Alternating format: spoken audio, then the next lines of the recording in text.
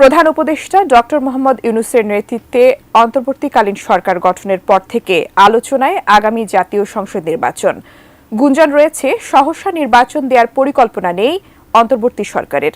খবর রটে সমন্বয়কদের নিয়ে নিজেও নির্বাচনে অংশ নেবেন ডক্টর ইউনূস।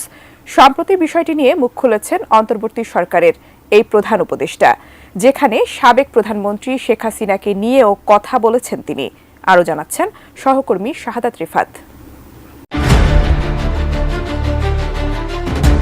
ছাত্র জনতার আন্দোলনের মুখে শেখ হাসিনা সরকার পতনের পর বাংলাদেশের দায়িত্ব নেয় অন্তর্বর্তী সরকার। তবে দায়িত্ব নিয়েই নানা চ্যালেঞ্জের মুখে পড়েছেন এই সরকারের প্রধান উপদেষ্টা doctor Mohammad Yunus.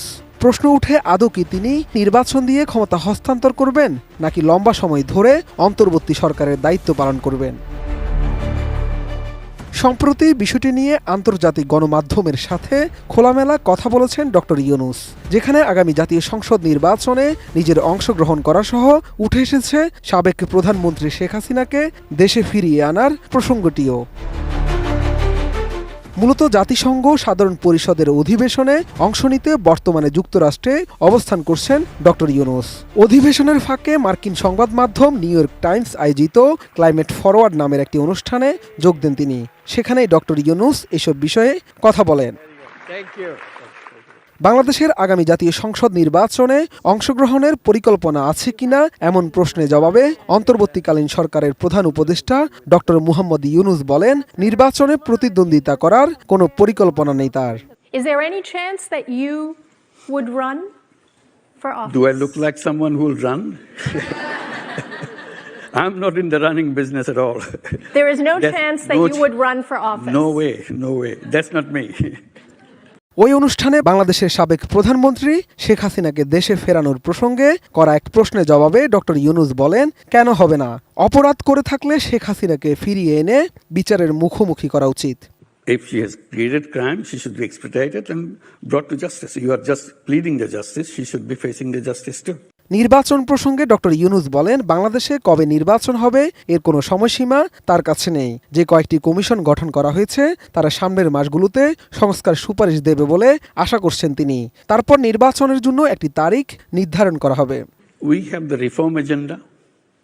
So in the reform agenda, what we do is we right now has 6 commissions engaged to reform the election commission, reform the justice system, reform police system, and so on and so forth. So there are 6 commissions now working. They are asked to submit their report in 3 months, what needs to be done. So there will be a blueprint of actions of reform, and this will be shared with all the political parties. If they think these can be done, it will be done. If they say, no, this part you leave alone for the elected government, we'll leave it for the elected. সুস্বাদু বাদাম, তিল আর স্বাস্থ্যকর glucose সব মিলিয়ে প্রাণ peanut বার। Smart কিছু খাও। নির্বাচন আয়োজনের পরিকল্পনা কি, এই ব্যাপারে প্রশ্ন করা হলে প্রধান উপদেষ্টা বলেন, সাবেক সরকার দেশের বিচার বিভাগ, পুলিশ, নির্বাচন কমিশন সহ সব ব্যবস্থা নষ্ট করে দিয়ে গেছে। এসব ব্যবস্থাকে পুনরুজ্জীবিত করার লক্ষ্যে 6টি কমিশন গঠন করা হয়েছে। তাদের 3 মাসের মধ্যে প্রতিবেদন দিতে বলা হয়েছে। Give the time to 3 months to the commission, and then report comes out. Then the question of negotiation and discussions so that we come to a consensus so that we can hold an election. That's it. Doctor Yunus আরও বলেন, কমিশনগুলোর প্রতিবেদন জমা দেওয়ার পর তাদের পরামর্শ নিয়ে রাজনৈতিক দলগুলোর সঙ্গে আলোচনা করা হবে।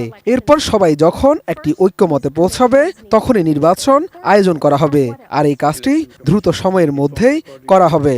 So that's the new Bangladesh they're talking about, establish rule of law and justice, and reform all the institutions that we have, which have been destroyed by the previous generation, previous regime. So this is what is happening in Bangladesh right now. ক্ষমতাচ্যুত দল আওয়ামী লীগের নেতাকর্মীদের উপর নির্যাতন চালানোর যে দাবি করা হচ্ছে তা সঠিক নয় বলে জানিয়েছেন প্রধান উপদেষ্টা। তিনি বলেন, যারা দেশ ছেড়ে পালিয়ে গেছে তারা চলে গেছে, আর যারা আছে তাদের বিরুদ্ধে রাজনৈতিক উদ্দেশ্য প্রণোদিত কোনো ব্যবস্থা নেওয়া হচ্ছে না। Government, this is your responsibility. So it doesn't add anything extra to that. And nobody is victim of political victimization of this nature in Bangladesh right now. They are those who are guilty left the country. So the people who are there is still nobody is saying you belong to this old party. So you should be punished. Nobody is saying that. এর আগে ছাত্র জনতার অভ্যুত্থানে গত 5 August প্রধানমন্ত্রীর পদ থেকে পদত্যাগ করে শেখ হাসিনা ভারতে চলে যান। এরপর 8 আগস্ট শান্তিতে নোবেল জয়ী ডক্টর মুহাম্মদ ইউনূসের নেতৃত্বে অন্তর্বর্তী সরকার গঠিত হয়। শাহাদাত রিফাত, এটিএন নিউজ, ঢাকা।